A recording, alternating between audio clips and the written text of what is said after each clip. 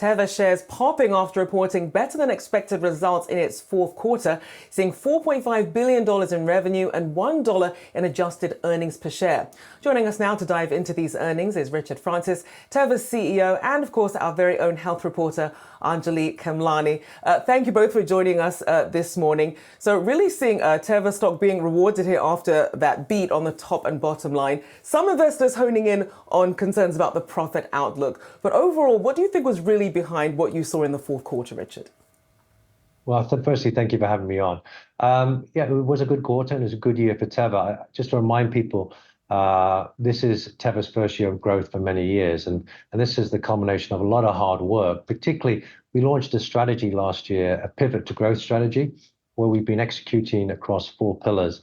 And as we've executed, we've continued to improve results. And the primary reason for this is we've been doubling down on our innovative portfolio, primarily a product called Austedo and Ajovy. And Austedo grew at 28% and Ajovy at 18%. And they really helped drive our revenue growth. And our generics business has returned to growth as well. So 2 major parts of our business have grown, and that's allowed us to actually put in these results and achieve that growth. And it's something we want to continue to do in 2024. Richard, Anjalee here. I know that the company is having somewhat of a comeback, if you will. There was a lot of excitement even at JPM over the presentation for the company.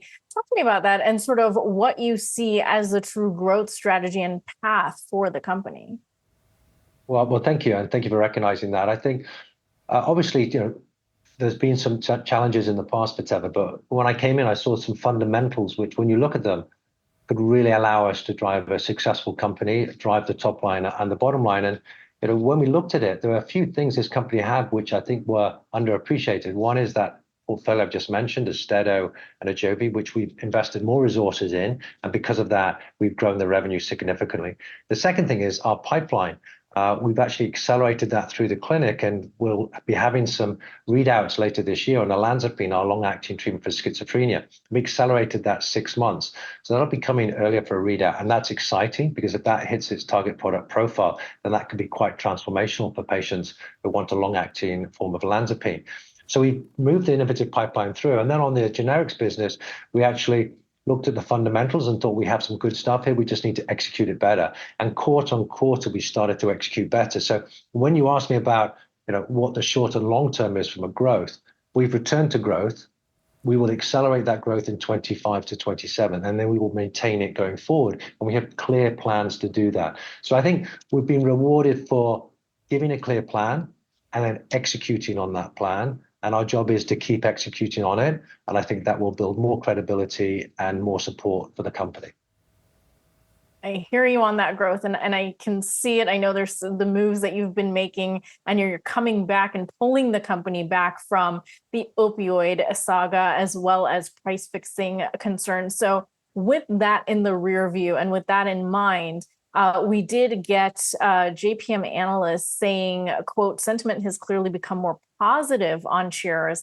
However, with a relative lack of growth in the portfolio in the near term, we do not see a compelling risk reward in shares from here. What would you say to that, considering all the stuff that you're focused on and what you have to contend with?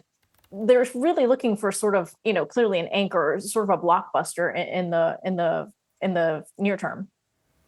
Yeah, look, I think what I would say is I think you can get some sentiment like that because of the past still. And I think you said it's in our rear view mirror, and I think it actually is, but I think that probably lingers in some people's minds. What I would say, the anchor for growth. So I talked about Austedo. Austedo did $1.2 billion in 23. We've given guidance for $1.5 billion in 24, and we've said it's going to do $2.5 billion by 27. So we're very clear about what products are going to achieve what. So I do think we have clarity on where the revenue is coming from and where the profitability will come from as well. I think what's probably at the back of the odd person's mind is, can they keep doing it? And in a way, I understand that. Our recent past has been a bit challenging, so we've had a good 23. What we need to do is make sure we execute on a 24. And then I think some of that reticence will turn to positivity, and people will see the fundamentals of this strategy are good. The fundamentals of our innovative portfolio are good. And as we keep posting improvements in the profitability, improvements in the top line, then I think that's where we'll garner even more support. But it is down to us to execute and to continue to execute. So I think that's the way I read it. How much of an overhang is the opioid settlements for you right now? And also, pivoting away from the API business in a world where we see pressures from IRA, from the FTC. Explain that logic to me. Yes, no, look, I think when I came in and we did the pivot to growth strategy, we looked across all of the businesses at Teva and understood, where do we want to grow? And we clearly want to grow our innovative business and our generics business.